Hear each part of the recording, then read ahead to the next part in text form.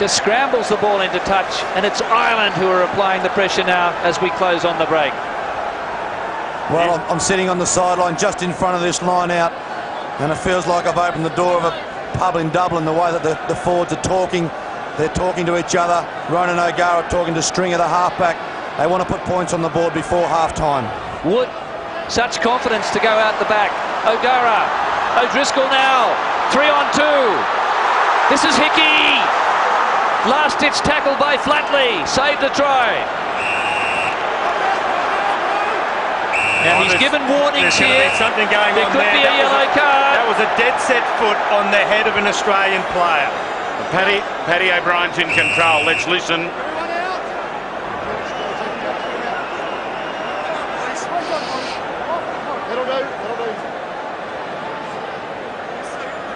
Well, it's very rare that George Gregan reacts like that.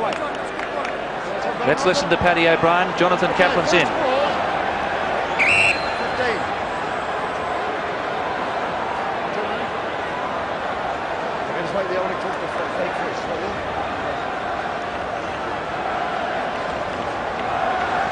George Smith was going to be penalised. It wasn't George Smith there, but he gets a rake in the head. The penalty was going Australia's way, and then I think it may well be turned around. Well, what are they supposed to do there? They've got to protect their men. So it's reckless? Yeah. Okay. The penalty originally, I'm going to go against 15 and I'm going to put them in the bin goal to really warn them. What do I do with 14? Speaking to Omni and change the penalty or not even change the penalty? Or is he bin? Okay, so he's going to the bin and the penalty's going to Australia. Okay, that's cool. Thanks. I disagree with that. I don't think there was any way he deliberately tried to ruck the player's head. He was focused on the ball there, the Irishman, but he's going to pay. I want your number 14. Horgan's going to be thrown in the bin as well here. I'm going to go through the procedure with you. I'd already given a warning about slowing the ball down. Your number 15 slowed it down. He's going into the bin. Okay? Your player then come in using his feet recklessly, which is stupid because he had a penalty. The last offence is retaliation, which is not called for. I'll referee the game. The penalty's going against, he's going to the bin as well, and the penalty's going against Green. Okay, Keith, leave the job to me. George, leave it to me. Thank you. It was reckless use of the boot there by 14, but I don't believe it deserved to be a sin bin. So I think Ireland's come off second best for sure. Well, I would believe, knowing the sort of situation, that it was a reaction to the slowing down of the ball or the attempted one, but unfortunately the ball wasn't on the ground, and you can only use your feet when it gets to ground. Horgan punished for rucking. Seems like a past art in the game. So Matthew Burke has taken play outside the 22, and watch number 14 here. There's the ball. It looked like his foot was pretty close to his scon there, Gordon. And the ball. Well handled by Paddy O'Brien, though, in saying that.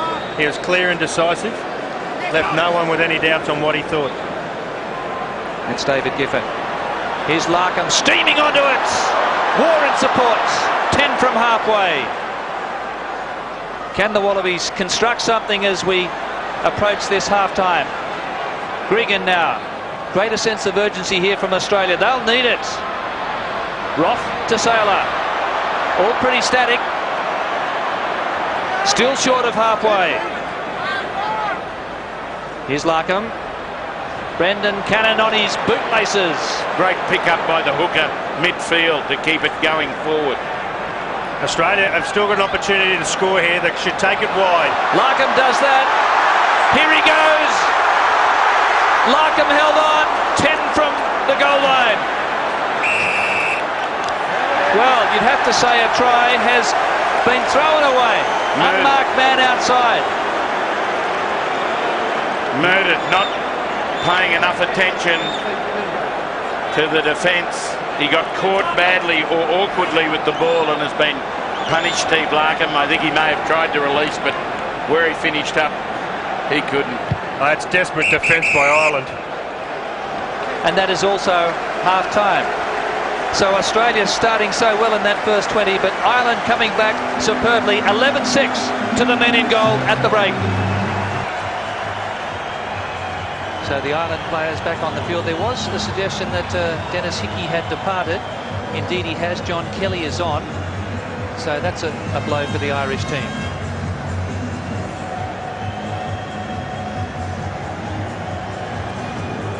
So Australia leading by 11-6 at the break. Ireland certainly taking the honours in that second quarter of the game. And Tim Horan, it looks as though there's been a replacement in the Irish team. Well, Dennis Hickey, he was carried off just on half-time as both sides went in. And number 22, John Kelly, has come on for Ireland. But it's great to see the Irish moving the ball wide in this first 40 minutes. Early in the first half, they had a couple of plays, went up to centre field, using their big players. And the replacement, John Kelly, he'll be looking to get involved early tonight in the second half. But then Ireland started to move the ball wide, and that's where they started to get some cracks in the Wallaby defence. The Wallaby defence very tight, looking at Mags in centre field, and hopefully they'll move the ball wide again in the second half. Well, there's a real party atmosphere here at Telstra Dome. It's been suggested that there are Irishmen walking around Melbourne who think they've died and arrived in heaven with the international rules, the derby, and now Australia and Ireland here at Telstra Dome under the roof. It's a mighty atmosphere, and Keith Wood, the skipper, set to inspire his charges in the second half.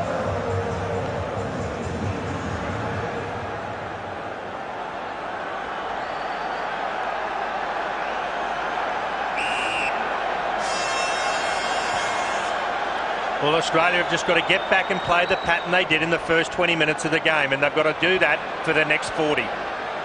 Wendell Sailor had taken it up in the first half. It's good to see they've started there in the end. It's the kicking that hasn't been wonderful. And there's a good example. Oh, Foley's had a shocker. He's flung the ball forward. He wasn't quite sure where he was with that touchline. He's come back from injury. He just looks a little rusty tonight. And yeah, he's certainly... He's got to remember, Gordon, that he's a forward. That's the stuff backs do. That won't be going in his resume tape. It isn't often you hear a referee say we haven't had a scrum for a long time. Only 4 in the first half.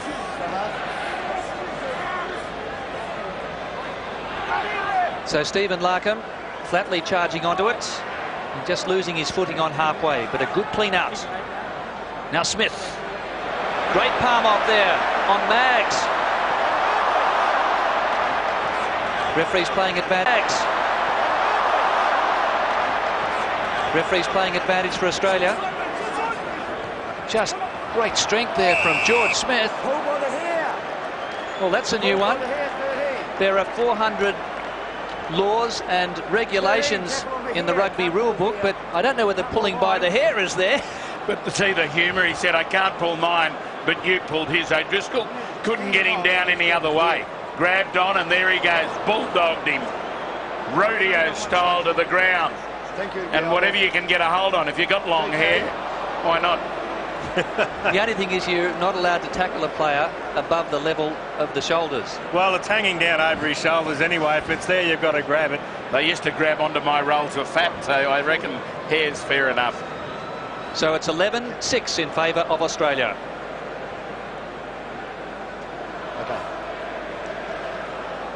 But how strong is George Smith? Those two big fens, the two big don't argues. He's having a cracker of a game. Well, it's interesting to see early in the second half, the Wallabies getting in their pattern of play. Not long till that player, Matt Rogers, comes back on the field. But the Wallabies are playing the same way and the same way. And they're starting to cause a few problems for the Irish defence. Australian vice-captain, Elton Flatley. And this is a huge kick for the Wallaby team.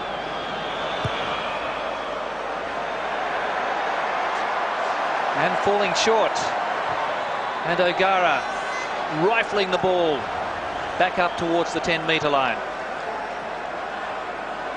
So surprisingly there, he didn't get the contact he wanted, and it's still just a 5-point difference. And there the good nature of O'Driscoll. Sorry. Smile on his face. That was sharp. This is Flatley. And Lyons straight over the top there of O'Gara.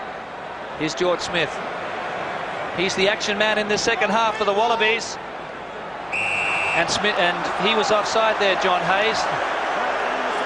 He was never bound onto the ruck. He was in no man's land, and this is a much easier shot for goal.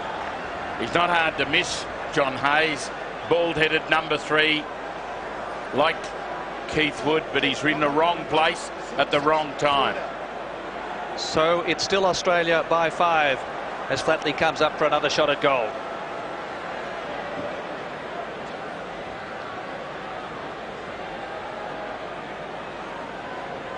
Flatley placing this one on the 22.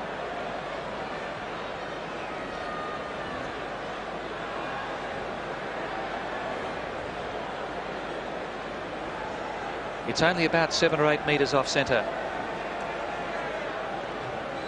Flatley 1 from 4 tonight. He really wants to nail this one and consolidate for the Australian team. We've really picked up some momentum in this second half.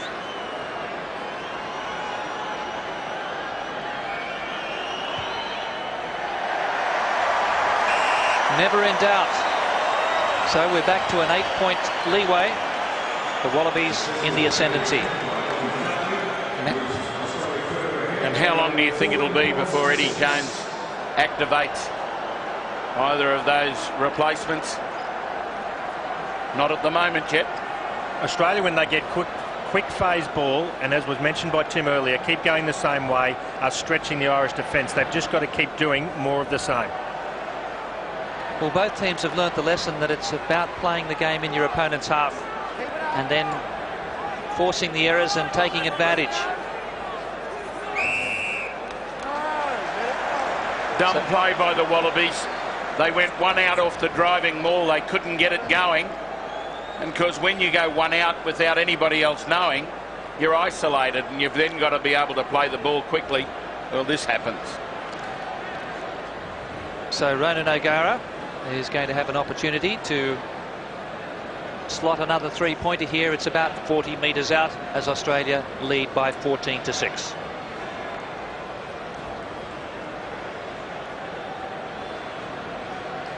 Well, Ben Darwin's been on the reserves bench for Al Baxter. He's come back into the side because of his scrummaging.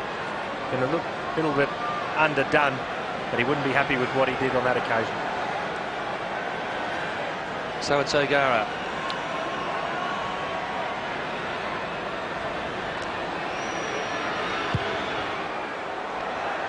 He's got the distance,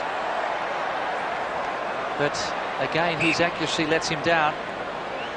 So some deep breaths taken on both benches. Still 3 minutes remaining in the sin bins. And Australia with this cushion of 8 points at the moment. O'Gara then 10 from halfway. Didn't strike that as well as he'd wanted. Wendell Sailor. He thought about kicking. Maybe he should have changed his mind. They could capitalise on this, the Wallabies. Good line in defence. Dempsey to Burke. And back to Larkham with the security of being inside the 22. And that's a huge one. That is another 50-metre gain as Stringer gets the quick line-out throw now for O'Gara and O'Driscoll. What can he do? This is Kelly. 12 from halfway. Enterprising play there from Ireland. But they want to get it down in Australia's territory, and Burke with great skill. Great slips catch, Burke. What about that from Foley? And back at you. That was a straight drive back at him, and Stringer over his shoulder. That is real skill from the little scrum half. Australia going quickly. Ross gone without it. Wood is there. Horrible mistake by the Australians. Advantage being played to Ireland.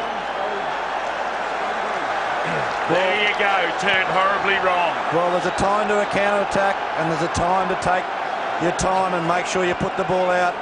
Stephen Larkham, probably this wasn't the time to throw a long pass to Joe Roff. He wasn't expecting it.